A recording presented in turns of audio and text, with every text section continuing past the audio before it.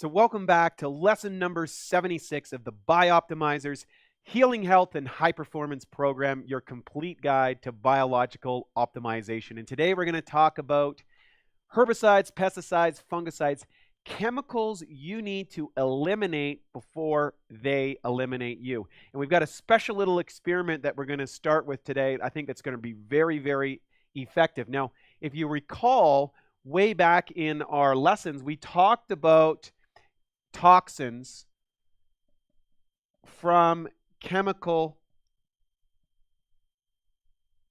agents like herbicides. I'm just going to put pesticides, fungicides. Now, what these things do is these are chemicals that interrupt your enzymatic potential.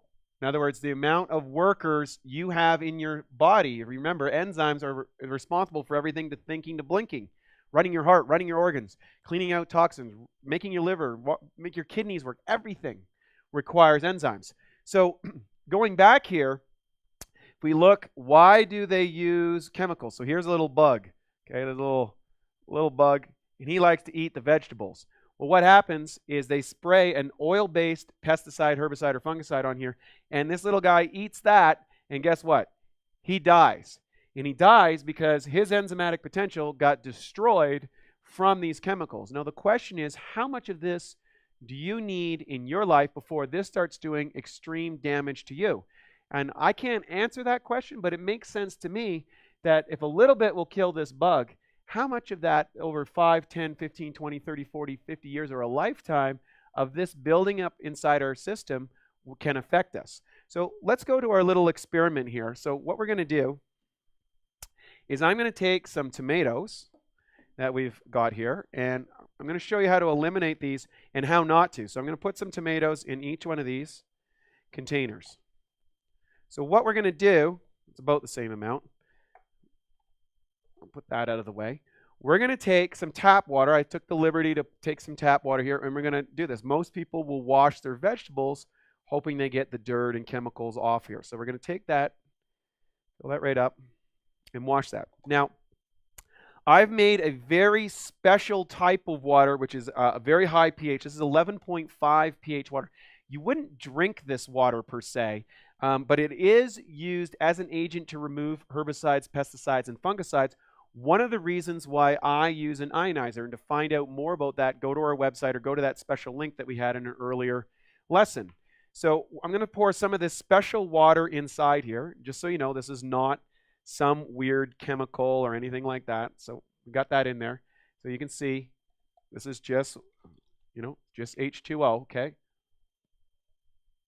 Not something that's going to poison you or anything like that. So not that you'd normally drink it, but we just wanted to kind of show you that I'm not creating some hocus pocus, that it is water. It's not a chemical. So we're going to let those soak for just a minute.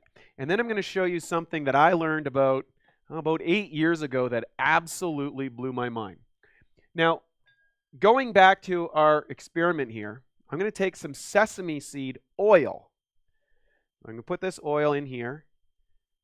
And remember, you might remember this chemistry experiment from way back in our chemistry classes when they said water and oil don't mix.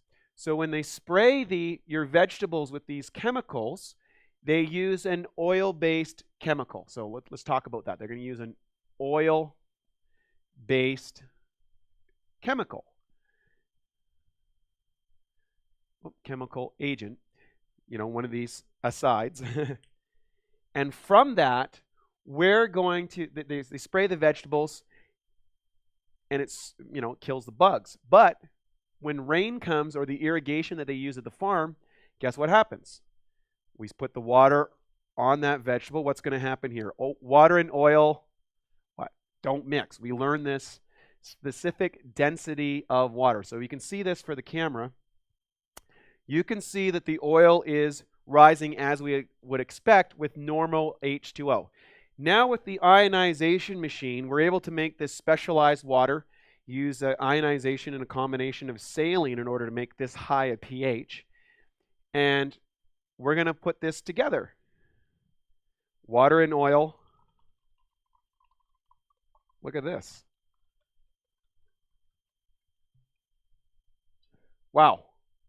Water and oil do mix.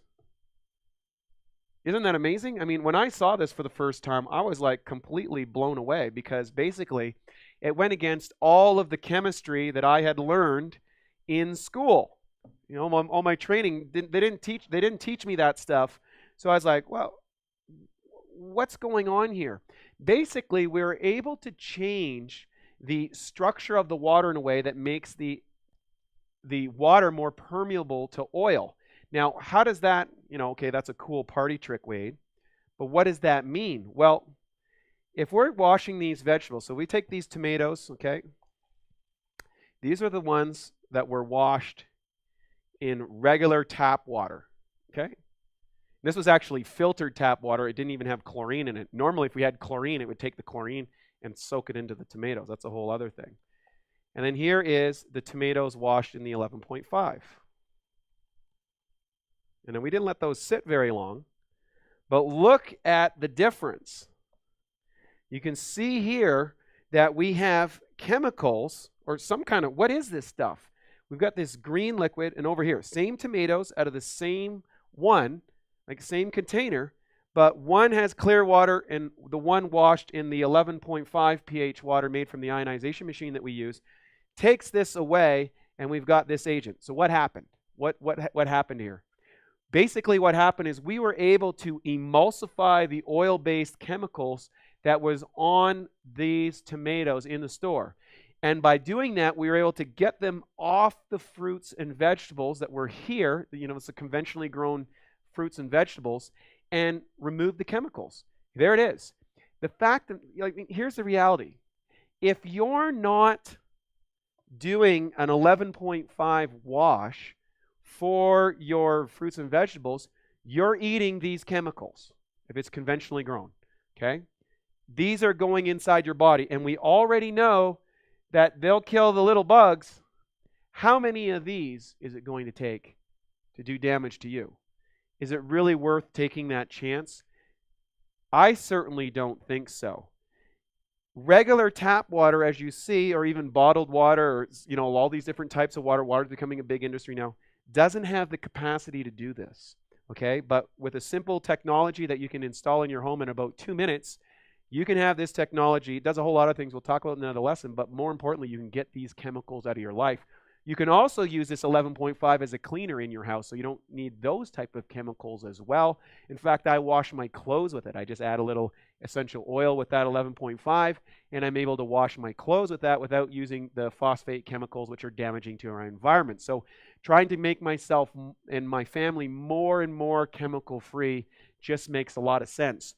So again, the other thing, a lot of people say, well, Wade, what about those little spray things that you get at the store to get that stuff off? Well, to me, it's like, why would I use another chemical to remove a chemical from the fruits and vegetables? It just doesn't make any sense.